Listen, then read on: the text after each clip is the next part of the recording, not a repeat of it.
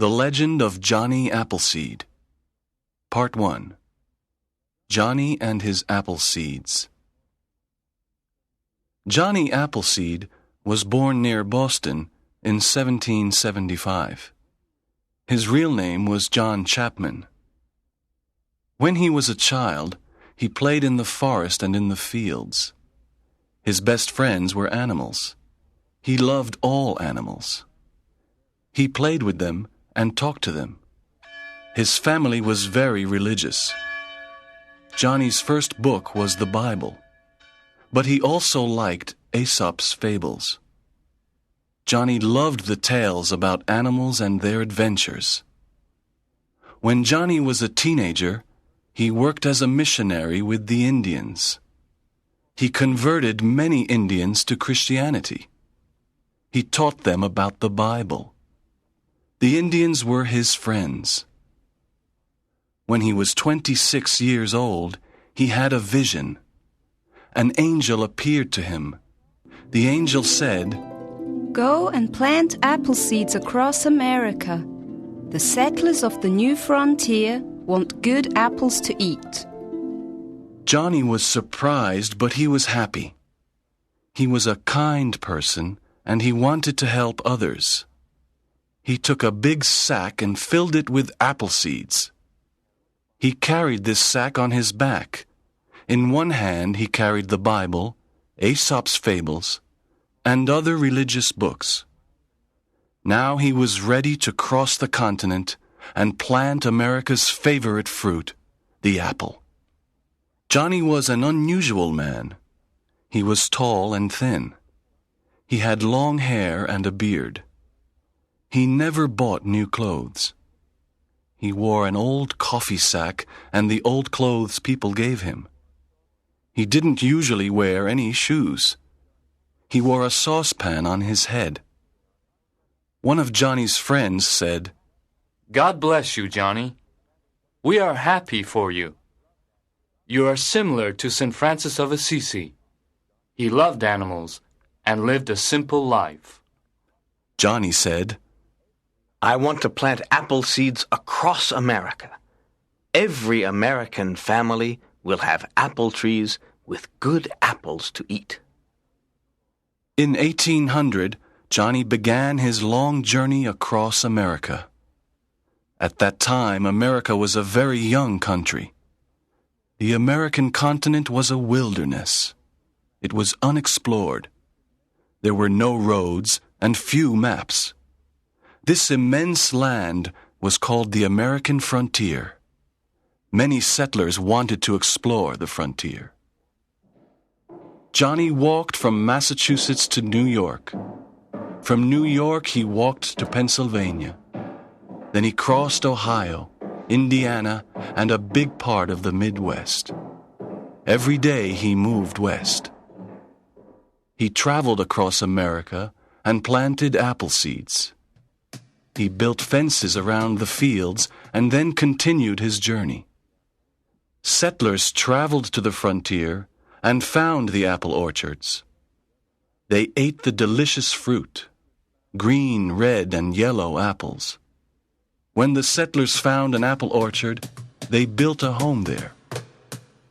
Other settlers dug up the apple trees and took them to new lands. Some of Johnny's trees traveled to the west coast on the Pacific Ocean. When Johnny found a family of settlers, he visited their log cabin.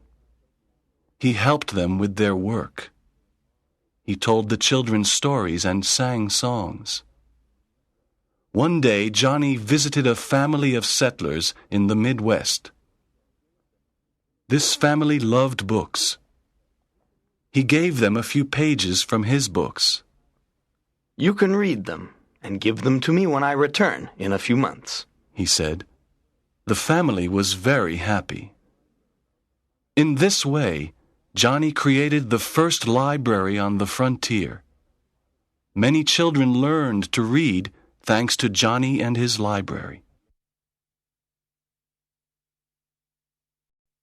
Part 2.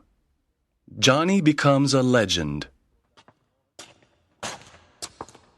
For many years, Johnny walked thousands of miles across the frontier.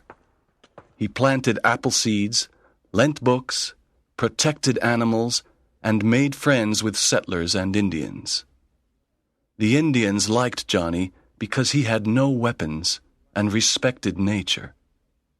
Johnny learned to speak the languages of many tribes. One summer morning, many Indians arrived at a frontier village. The Indians wanted to destroy the village and kill the settlers. The settlers wanted to send a messenger to a military fort to ask for help. The fort was 30 miles away. It was very dangerous. There were enemy Indians everywhere. Johnny wanted to save the lives of the settlers. He knew all the secret paths in the forest and in the mountains. He was not afraid. He took the message to the fort. The soldiers at the fort got on their horses and went to defend the settlers. A few years later, Johnny visited an Indian village. He heard the Indian chief say, "Many settlers live near the river. Tonight, we will kill all of them." That evening, Johnny ran to the home of every settler and said, "The Indians will attack you tonight. Run away. Go and hide in the forest." The settlers escaped to the forest, and no one was killed. Johnny loved all forms of human and animal life. He didn't eat meat because he didn't want to kill animals. He loved insects, too. He loved and respected every living thing. He was a very special person. One autumn day, Johnny was near an apple orchard. He heard the cry of an animal. Behind a tree, he found a deer. "My poor friend," said Johnny. "Don't be afraid." He examined the deer and said, "Your leg is injured. I can help you." The deer wasn't afraid. Johnny stayed with the deer for many days and helped it. "I'm happy you can walk again. Go and run in the forest, my little friend." During a snowstorm, Johnny wanted to sleep inside a small cave. He saw a big family of raccoons sleeping inside the cave. He did not want the raccoons to go outside into the snow, so Johnny slept outside in the cold. For almost 50 years, Johnny Appleseed helped the American frontier to grow. His apple trees, his books, his generosity, and his kindness made the frontier a happy place. Johnny became a legend during his life. Everyone loved him. He was a true friend of the settlers, the Indians, and the animals. In America today, people remember him with admiration. When Americans eat an apple, they often think of Johnny Appleseed, who made apple trees grow all over America.